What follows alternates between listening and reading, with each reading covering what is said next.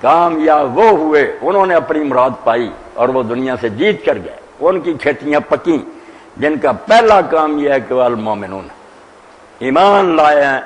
جو ایمان نہیں لاتا وہ آسمانوں پر اڑے، دنیا جہان کی عقل کا وہ دعویٰ کرے، دانش کا پتلا لوگوں سے کہیں کہ وہ بڑا عقل مند ہے، سب سے زیادہ نادان اور بیوقوف ہے جو کافر ہے، جو نہیں مانتا کہ اس دنیا کا ایک مالک ہے جس نے اس کو بنایا، چلا رہا ہے، اس کی نگرانی کر رہا ہے، ہم سب اس کے تحت حکومت ہیں، اور اس نے ہمیں دنیا میں پیدا کر کے یوں ہی نہیں چھوڑ دیا کہ وادیوں میں سرگردان رہو اور جنگلوں میں دھکے کھاتے رہو، نبی بھیجے پہلے دن سے، جیسے ظاہری دنیا میں سورج چاند ستارے پیدا کیے نا کہ لائٹ رہے، اسی طرح روحانی دنیا میں نبی اور رسول بھیجے۔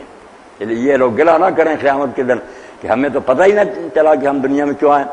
رسلا مبشرین ومنذرین لئلا یکون للناس علی اللہ حجۃ بعد الرسل، اس لیے میں نے لگاتار رسولوں اور نبیوں کو بھیج دیا تاکہ کوئی قیامت کے دن یہ بہانہ نہ کرے کہ ہمارے پاس تو پیغمبر ہی نہیں آئے، بھیج دی۔ اور تیسری بات جو ماننے میں آتی ہے دین کے باقی عقیدے جو تفسیر امہات العقائد ہیں، ایمان کی جڑیں جن پر ایمان کا درخت کی نہیں، اللہ کو مانے کہ یہ دنیا یوں ہی نہیں بن گئی، نہ خود بخود چل رہی ہے، بنانے والے نے بنائی اپنے علم و حکمت سے، اور اپنی پوری حکومت ہے اس کے اوپر، اس کی واپس بھی اسی کے قبضہ میں جائے گی۔ اللہ کو مانے، بعد میں رسول کو مانے کہ اس خدا نے اپنے بندوں کو اپنے احکام پہنچا دیے کہ میں بادشاہ ہوں، تم میری رعیت ہو، یہ میرے حکم ہے، ان پر انعام ملے گا، وہ تبشیر ہے، خوشخبری، اور ان پر تمہیں سزائیں ملیں گی، وہ انذار ہے، خبردار کر دیا گیا۔ اور تیسری بات یہ ہے کہ پھر اس کا ایک نتیجہ نکلے گا، وہ ایمان بالآخرت ہے۔ اس دنیا کے بعد ایک دنیا آئے گی، تم سب اللہ کی عدالت میں کھڑے ہوگے، تمہاری زندگی کا پورا ریکارڈ ساتھ ہوگا، رائی تمہارے سامنے آ جائے گی، اور تمہارے ہاتھ پاؤں تمہارے خلاف گواہی دیں گے کہ ہم نے یہ کیا، فرشتے گواہ ہوں گے، تم بہانہ نہیں کر سکتے۔ یہ تین باتیں ہیں جو دین کی جڑیں کہلاتی ہیں، اللہ، رسول اور قیامت، سارے دین کی جڑ۔ ان میں سے ایک چیز کا بھی آدمی انکار کرے یا شاکی کرے یا اس بارے میں وہ لاپرواہی کرے کہ سوچے ہی نہ یار پتہ نہیں ٹھیک ہے، بالکل وہ گمراہ ہو گیا، ایسی کھڈ میں گر گیا کہ اب نہیں وہ بچ سکتا، ہلاک ہو گیا۔ وہ کھلا کافر نہ بھی ہو تو کافروں سے بدتر کریکٹر ہوگا، زانی ہوگا، چور ہوگا، ڈاکو ہوگا، اس کے کردار کو کوئی سنبھال نہیں سکتا۔ آپ یہ جان لیں کہ سیدنا مسیح علیہ السلام نے جو کہا نا کہ درخت اپنے پھل سے پہچانا جاتا ہے، کفر اور ایمان کوئی خیالی باتیں نہیں کہ کوئی کہ وہ کافر ہیں ہم مومن ہیں، بھائی پتہ چلتا ہے کہ ایمان ہے، ادھر پتہ چلتا ہے کفر۔ جیسے خوشبو آپ کہیں کہ اس شیشی میں خوشبو ہے، ناک ہی بتا دے گی کہ خوشبو ہے یا نہیں، آپ ہزار کہیں خوشبو مگر ناک سے لگائے کوئی آدمی بدبو ہے، کون مانے گا خوشبو؟ آپ کا دعویٰ جھوٹا ہوگا۔ لذت ایمان فضائل عمل، ہمارے ہاں جو بحث چل گئی کہ ایمان اور ہے عمل اور ہے، ایمان ہے جی بے شک برا ہے، ایمان تو ہے، کیسی بات ہے؟ ایمان ہوتا ہے یار، آگ موجود ہے اور وہاں کوئی حرارت نہیں آگ ہے، سینک نہیں آئے گا، ہاتھ آپ کے لیے پھریں گے گرمی محسوس ہوگی، اگر گرمی نہ محسوس ہو ٹھنڈک وہاں محسوس ہو، آپ تو صاحب کہیں یار آگ نہیں ہے برف ہو سکتی، ایمان کہیں اور ایمان والی کوئی بات ہی نہ نظر آئے، ایمان ہوتا تو اس درخت کا کوئی پھل نظر آتا۔ لذت ایمان فضائل عمل، علامہ اقبال پر اللہ رحمت کرے وہ کہتے ہیں ایمان کی لذت جو ہے نا عمل سے بڑھتی ہے، پریکٹیکلی کرے نا کوئی کام، ویسے زبانی کہتے ہیں کھانے سے بھوک مٹتی ہے، کھائے نہ تو بھوک نہیں ہٹے گی، تنگ کرے گی۔ پیاس پانی سے بجھتی ہے، آپ پانی پیئے نا، پانی پانی پانی پانی ہزار دانے کی تسبیح کریں، پیاس بجھ جائے گی۔ لذت ایمان فضائل عمل، ایمان کا مزہ اس وقت آتا ہے جب آدمی وہ کام پریکٹیکلی کرتا ہے، عمل میں لاتا ہے۔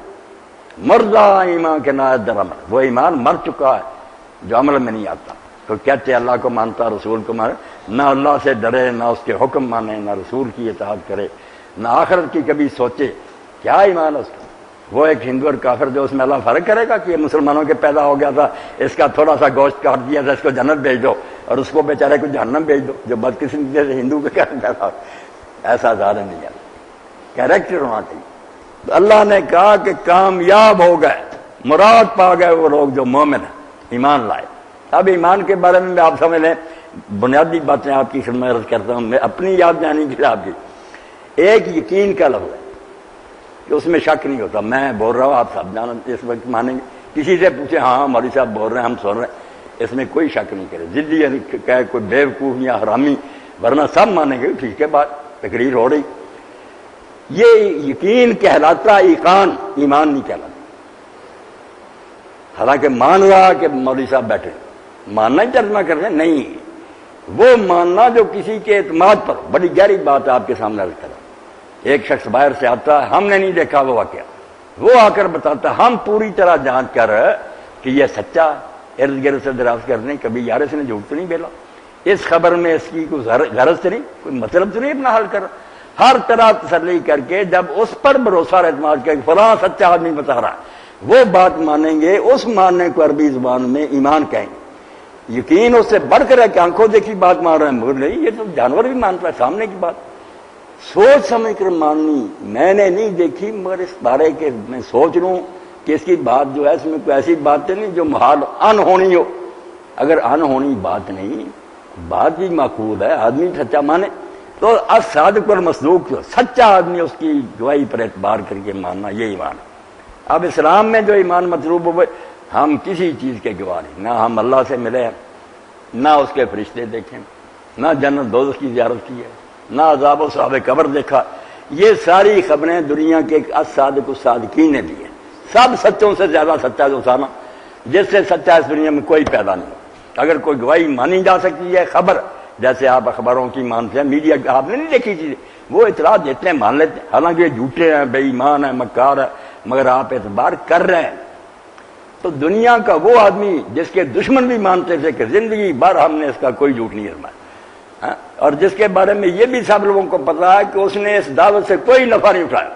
لوگوں کو یہ باتیں بتا کر یا تو کچھ کمایا ہوتا کہ حکومت سنبھالی، عیش و عشرت کیا، اپنی اولاد کو محل بنا کر دیے، ریشمی لباس پہنے، سونے چاندی کے برتنوں میں کھانے کھائے، پھر بھی کوئی نامراض یہ شبہ کر سکتا تھا کہ محمد صلی اللہ علیہ وسلم نے یہ سارا ڈھونگ جو تھا نا اپنی ذاتی غرض کے لیے چاہا تھا. معاذ اللہ معاذ. اور لوگوں نے دیکھا کہ اللہ کے رسول علیہ السلام فضا حبیب امیر دنیا سے رخصت ہوئے، حکومت کے مالک تھے، اب غریبی کا زمانہ نہیں تھا، خزانے آپ کے قدموں میں ڈھیر ہوتے تھے، سب تقسیم. اور اپنے گھر میں یہ حال تھا کہ بیویوں کے پاس آخری دن میں کھانا پکانے کے لیے نہیں تھا. ہم کیوں نہ درود و سلام دے، کھانا نہیں پکانے کے لیے تھا. اور حضور نے امت سے نہیں مانگا، مسلمانوں کو اشارہ کر دے، لوگ ڈھیر لگا دیتے. یہودی سے کہا کہ اس سے جاؤ گروہ لے لو اور میری ڈھال جو ہے اس کے پاس گروہ رکھ دو، بعد میں مسلمان چھڑا لے. اگر سے ابوبکر نے پیسے دے کر بعد میں جب پتا چلا وہ حضور کی ذرا جو تھی وہ رہن فٹ کرایا. جس اللہ کے رسول نے ایک پائی نہ مانگی امت سے، دکھ اٹھائے اور باتیں وہ بتائیں جن میں ذرا بھی نامعقولیت نہیں. اس میں غلط بات کیا کہ دنیا ایک بنانے والے نے بنائی، اس میں کوئی غلط بات ہے کہ انصاف ہونا چاہیے، نیکی بدی کا بدلہ ملنا چاہیے. اور یہ بات جو ہے کہ اللہ نے جب ہر فن کے اسپیشلسٹ پیدا کیے ہیں، ہر علم کے جاننے والے ماہر ہیں، تو دین کا علم بتانے والے ماہر نہیں ہونے چاہیے؟ بہت ٹھوس باتیں ہیں، کون سی بات ان میں انہوں نے غلط کی، کوئی فائدہ نہیں ہوتا. جب یہ اشعار پڑھتا ہوں کیسے پیارے کہ سلام اس پر کے جس کے گھر میں چاندی چینا سونا تھا، سلام اس پر کے ٹوٹا بوریا جس کا بسونا تھا. قربان جائے حکومت قدموں میں، لوگ دوڑیاں بھر کے گھروں پر لے جائے، پیغمبر علیہ السلام گھر میں جاتے ہیں، کبھی اللہ اللہ ہی ہے کہ پانی پر ہی گزارا. تو ان پر اعتماد کر کے ماننا ایمان ہوتا. ویسے آپ سامنے کی چیز کو دیکھ رہے ہیں مان رہے ہیں، وہ یقین ہے، ایمان نہیں. ایمان اسی لیے ایمان ہے کہ ہم صرف محمد رسول اللہ کی شہادت پر مانے صلی اللہ علیہ وسلم. حضور نے بتایا، ہم نے ہر طرح پرکھا، دشمنوں سے پوچھ لیا کہ یہ شخص کبھی جھوٹا نکلا، وعدہ خلافی کی ہے، کسی سے خیانت کی ہے؟ نہیں. سب نے مانا کہ یار باتیں اس کی مانے یا نہ مانے ہے سچا، اس سے زیادہ دیانتدار کوئی نہیں. اس لیے اللہ کہتا بیڑا ان کا پار ہوگا، کامیاب وہ ہوں گے قد افلح المومنون، جنہوں نے مان لیا کہ رسول سچا اور اللہ ہمارا مالک ہے اور اللہ کی کتاب ہمارے لیے کتاب ہدایت ہے اور آخرت جو ہے نا اس کی عدالت پر ہمارا یقین ہے. قد افلح المومنون. اور پھر ان کے بارے میں اللہ تعالیٰ بتاتا ہے، یہاں بھی اور سورہ معارج میں بھی یہ سارے اوصاف بیان کیے، شروع کیے اور بتاتا جاتا کہ ان میں یہ وصف ہوتے. جو دینی جماعتیں دین کے کام کے لیے اٹھے، تحریکیں اٹھیں، لوگ عالم اٹھے کہ لوگوں کو دین کی طرف بلانا، اس کے لیے ترتیب دیے. پہلے ایمان پیدا کرے، لوگوں کے عقیدے مضبوط کرے، ان کو موقع دے کہ تمہیں اللہ کے بارے میں کوئی شبہ ہے، رسول کے بارے میں کوئی اعتراض ہے، آخرت کے بارے میں کوئی تمہارے ذہن میں کھٹکا پوچھ روکے نہیں، موقع دے. یہ نہ کہا کہ تم کافر ہو بے دین، نہیں، انہیں کہا نوجوانوں اگر کوئی بات نہیں ماننے میں ابھی پوچھ لو، ہم اگر دین کے بارے میں تمہیں مطمئن نہیں کر سکے تو ایمان تو نہیں پیدا ہوگا، تو دل میں تو پھر کس یہ نا یہ تذبذب اور شاکی رہ گا، اضطراب، پریشانی۔ ایمان تو ہے پھر دل کے ٹھک جانے کا نام، کہ مان گیا کہ واقعی اللہ میرے سامنے ہر وقت رسول سچا، اس کے لیے پختہ اعتقاد کی ضرورت، یہ دلیل سے پیدا ہوتا۔ میں نے سنا رستم علی صاحب یہاں سیول جج تھے، تو یہ اسد اللہ لطیف صاحب کی بیوی بھی تھی، انہوں نے اپنے گھر میں دعوت کی، افطاری کی، وہ بھی آئے، میرے دوست بن گئے۔ تو پھر وہ نا فریشر کورس کے لیے گئے اسلام آباد، وہاں ڈاکٹر خورشید صاحب کو ہے نا ان کے بھائی انیس احمد، وہ ان کی تربیت کر رہے تھے، تو مہینہ رہے۔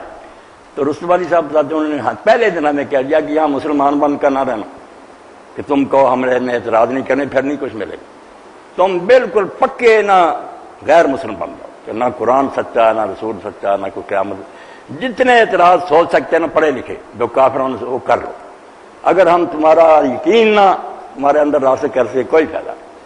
تو وہ کہتے تھے اللہ کی قسم 30 دنوں میں ہم نے جو سیکھا کبھی بھی نہیں سیکھا۔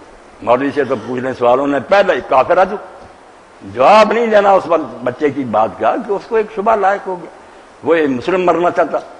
تو یہ ایمان جو ہے پہلی بات ترتیب سمجھا دی کہ تم بات شروع ہی یہاں سے کرتے ہو، داڑھی چھوٹی ہے ٹخنوں سے نیچے، اور خدا کے بندو یہاں بنیاد ہی ہے نہیں، دیواریں نہیں، چھت نہیں، تم نے پہلے ہی شروع کر دیجیے اس کی زیب و زینت، کہ اس کو ہم نے خوبصورت بنانا، وہ وقت بھی آ جائے گا، اللہ توفیق دے گا، بنیاد سے کام شروع کرو، کہ جب بنیاد رکھی جاتی کیا ہے، اللہ، رسول اور آخرت، ان کے بارے میں پڑھاؤ، دلیلیں دو، بحثیں کرو، اللہ رسول کا کلام دلوں میں راسخ ہو جائے، بالکل ہو جائے کہ بلانا بھی چاہے آدمی نہ بلا سکے، تنہائی میں بھی اللہ خام خواہ یاد آئے اسے کہ یار تو کیا کر رہا، اللہ دیکھ رہا ہے۔